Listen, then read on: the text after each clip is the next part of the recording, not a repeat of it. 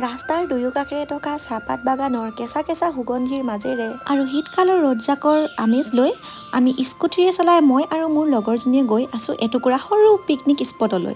টাউনৰ কোলাহলৰ পৰা আঁতৰত থাকি আৰু দৈনন্দিন জীৱনৰ কামবিলাকৰ পৰা বিৰতি লৈ মোৰ প্ৰিয় বান্ধৱীৰ সৈতে আজি আহিলোঁ প্ৰকৃতিৰ সৈতে অলপ সময় কটাবলৈ।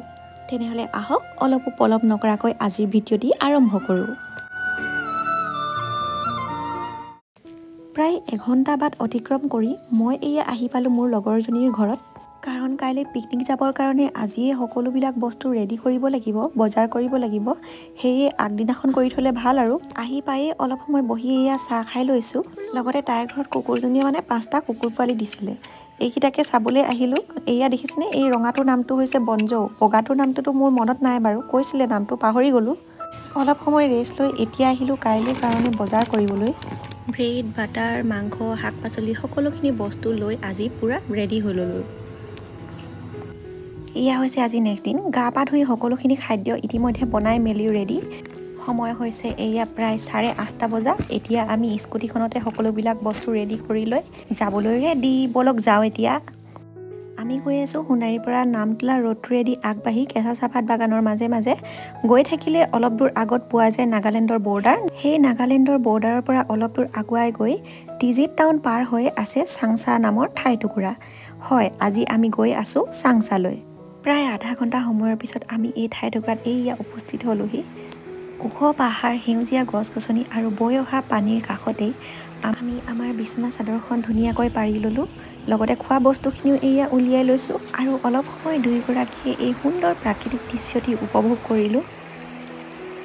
এতিয়া সময় হৈছে আমাৰ ব্ৰেকফাষ্ট কৰাৰ। আমি সকলোবিলাক লৈ আনিছোঁ। ব্ৰেড, বাটাৰ, ফ্ৰাই মাংস, মাংসৰ চালাড আৰু লগতে এয়া পনীৰ, ফল মূলো আমি লগত লৈ আনিছিলোঁ। এতিয়া পাৰ্চিমনটো লগৰজনীয়ে কাটি আছে।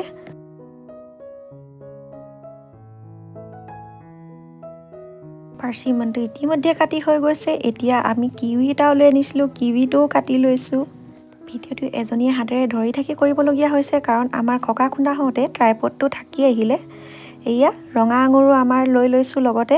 সকলোবিলাক বস্তু এতিয়া ইতিমধ্যে ৰেডি। অলপ সোৱাদ আহিবৰ কাৰণে ওপৰত অলপমান নিমখ ছটিয়াই লৈছোঁ দুয়োগৰাকীয়ে। ৰাতিপুৱাৰ সময়ত আচলতে এনেদৰে ফল মূল খাবলৈ, তাতে এনেকুৱা প্ৰাকৃতিক দৃশ্যৰ মাজত বহুত ভাল লাগে। ফল মূলৰ লগত খাবলৈ পিছে ডাঙৰ মেৰিণ্ডা বটল এটাও উঠাই লৈ আনিলোঁ দেই। এয়া লেটিউচ লিভো লৈ আনিছোঁ।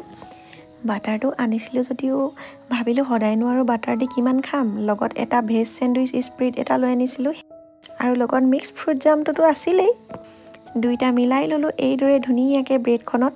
পিছে এনেদৰে সুন্দৰকৈ কিন্তু মোৰ লগৰজনীয়েহে লগাই দিছে দেই।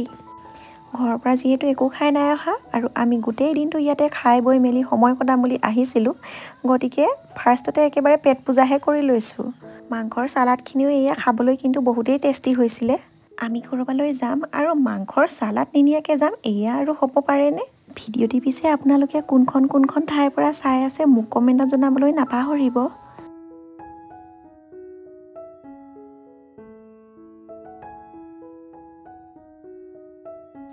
খাই বৈ মেলি আমাৰ হৈ গ'ল। ইয়াত পিছে ওলমা দলং এখনো আছে পুৰণি।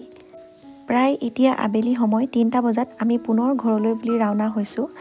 আচলতে ব্যস্ত জীৱনৰ পৰা আঁতৰি প্ৰকৃতিৰ মাজত এনেদৰে সময় কটাই থাকিলে ঘৰলৈ ঘূৰি আহিবলৈকে মন নাযায়। কিন্তু কি কৰিব, ঘূৰিটো ঘৰলৈ আহিবই লাগিব। আপোনালোকেও নিজৰ মন সতেজ কৰি ৰাখিবলৈ কেতিয়াবা এনেদৰে প্ৰকৃতিৰ মাজত সময় কটাই চাবচোন। তেনেহ'লে আজিৰ ভিডিঅ'টি ইমানতে সমাপ্ত কৰোঁ। বাই।